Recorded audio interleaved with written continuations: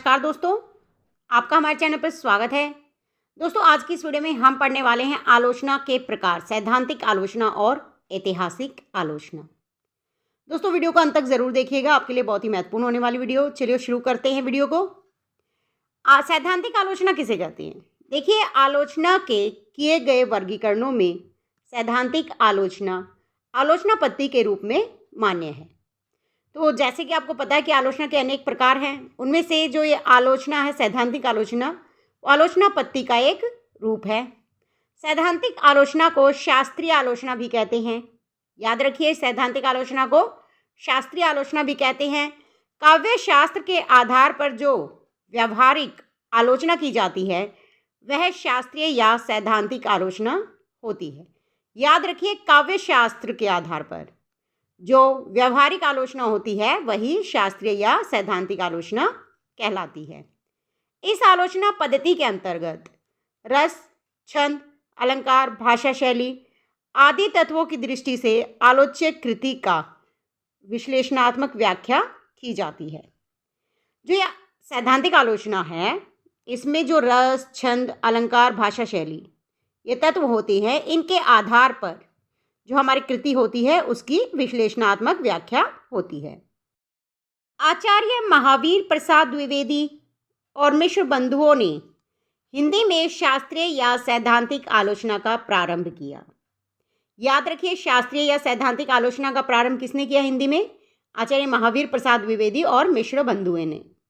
आचार्य महावीर प्रसाद द्विवेदी ने नैषध चरित, विक्रमांक देव चरित चर्चा, इसी प्रकार की आलोचनाएं हैं। सैद्धांतिक आलोचना कौन कौन सी है महावीर प्रसाद द्विवेदी जी की? नैषध चरित्र और विक्रमांक देव चरित्र चर्चा, वे सैद्धांतिक आलोचना के इनके उदाहरण हैं। इस आलोचना पद्धति में आलोचक जो है वो आलोचना कृति के रूप, विधान और अभिव्यक्ति पक्ष पर अधिक ध्यान देता है। इसमें आलोचक कृति के अंतर्गत जो आलोचक है वो कृति का जो अंतरंग पक्ष होता है उसका विवेचन नहीं कर पाता। इस आलोचना पद्धति में आलोचक का ध्यान विशेषतः काव्य कृति पर ही रहता है।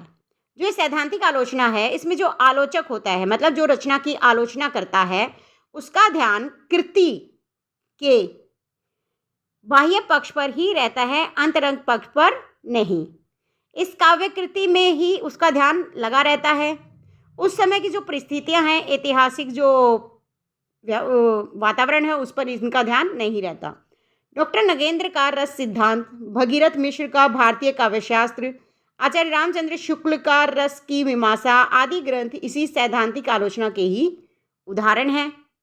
चलिए अब पढ़ते हैं ऐतिहासिक आलोचना।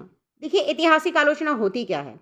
इसमें जो आलोचक होता है वह किसी भी रचना को जिस समय, जिस परिस्थिति में, जिन परिस्थितियों में वह रचना लिखी गई है, उस समय की जो वे परिस्थितियां हैं, जो धर्म, समाज, दर्शन, लोगों का सोच होती है, उसके आधार पर कृति की आलोचना लेखक करता है। चलिए अब पढ़ते हैं आलोचना, ऐतिहासिक आलोचना को। आलोचना के अनेक प्रकार बताए गए हैं। ऐतिहासिक आलोचना भी आलोचना के उन्हीं प्रकारों में से एक है। ऐतिहासिक आलोचना आधुनिक युग की सर्वाधिक प्रसिद्ध लोकप्रिय आलोचना पद्धति है। आलोचक किसी भी रचना की व्याख्या करते समय लेखक की पूर्ववर्ती और समकालीन इतिहास का आश्रय ग्रहण करते हैं। लेखक जिस समय, जिन परिस्थितियों में रचना करता है, आलोचक जो है वो उन्हीं परिस्थितियों में रचना का विश्लेषण करता है। वही ऐतिहासिक आलोचना को जन्म देती है और तत्कालीन परिस्थितियों, समाज, धर्म के आधार पर जब उस कृति का विश्लेषण किया जाता है तो वही ऐतिहासिक आलोचना कहलाती है। इस आलोचना पद्धति में आलोचक साहित्य को समाज का प्रतिबिंब मानता है। किसी भी लेखक की रचना अपने युग से प्रभावित होती है। जैसा कि आपको पता है कि आलोचक जो हैं वो साहित्य को समाज का दर्पण कहते हैं। क्यों? क्योंकि जिस समय जो रचना रची जाती है उसी समय के वातावरण के अनुसार उस रचना पर प्रभाव पड़ता है। यदि आपको किसी समाज के बारे में पता करना है तो आप उस समय की जो रचनाएं हैं, कृतियां हैं, उनको पढ़ लीजिए। बहुत सारी चीज़ें आपको स्पष्ट हो जाएंगी। युगीन परिस्थितियों के संदर्भ में साहित्य की आलोचना ही ऐतिहासिक आलोचना कहलाती है। ऐतिहासिक समालोचना साहित्य को जन्म देने वाली परिस्थितियों का विश्लेषण करती है।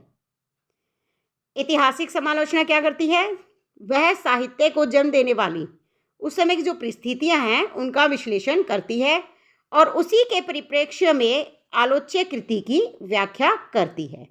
समकालीन परिस्थितियों को ध्यान में रखकर उस समय में लिखी गई जो रचनाएं होती हैं, जो कृतियां होती हैं, उनका विश्लेषण और व्याख्या की जाती है ऐतिहासिक आलोचना में। ऐतिहासिक आलोचना पद्धति में रचना का महत्व उस युग विशेष के संदर्भ में देखा जाता है जिसमें उसकी रचना हुई है। इसमें क्या होता है? रचना का महत्व देखा जाता है उस विशेष युग के संदर्भ में जिस युग में उस रचना की रचना हुई है। मतलब जो कृति, जो लेखक की रचना है, उसे उस समय के परिवेश में, उस युग के परिस्थितियों में देखा जाता है। इस आलोचना पद्धति में तत्कालीन धर्म, समाज, दर्शन, राजनीति, इतिहास, शिक्षा व्यवस्था, परंपराओं एवं रूढ़ियों की पृष्ठभूमि में साहित्य को समझने की चेष्टा की जाती है। उस समय की जो दर्शन है, समाज है, राजनीति है, धर्म है, शिक्षा व्यवस्था है, परंपराएं हैं, रूढ़ियां हैं, उनको ध्यान में रखते हुए हम उस साहित्य को समझने की कोशिश करते हैं। इसमें आलोच्य कृति की परिस्थितिजन्य प्रभावों में देखा परखा जाता है। जो आलोच्य कृति होती है, उस समय जो कृति है वह कैसी परिस्थितियों में जन्म लेती है, उनका प्रभाव रचना पर क्या पड़ा है, ये सब इसमें देखा जाता है। ऐतिहासिक आलोचना की एक त्रुटि भी है। वह कौन सी है? देखिए, इसमें युगीन परिस्थितियों के विश्लेषण को अधिक विस्तार मिलने के कारण कवि और उनकी कृतियां प्राय उपेक्षित रह जाती है। इसमें क्या किया जाता है? उस समय की परिस्थितियों के आधार पर ही रचना का विश्लेषण किया जाता है, जिसके कारण कवि और वह जो कृति है वह उपेक्षित रह जाती है। तो दोस्तों, इस वीडियो में आपने देखा सैद्धांतिक आलोचना और ऐतिहासिक आलोचना। अगली आलोचनाओं के बारे में पढ़ने के लिए वीडियो को लाइक कीजिए, चैनल को सब्सक्राइब कर लीजिए ताकि अगली वीडियो का नोटिफिकेशन आप तक पहुंच सके। धन्यवाद।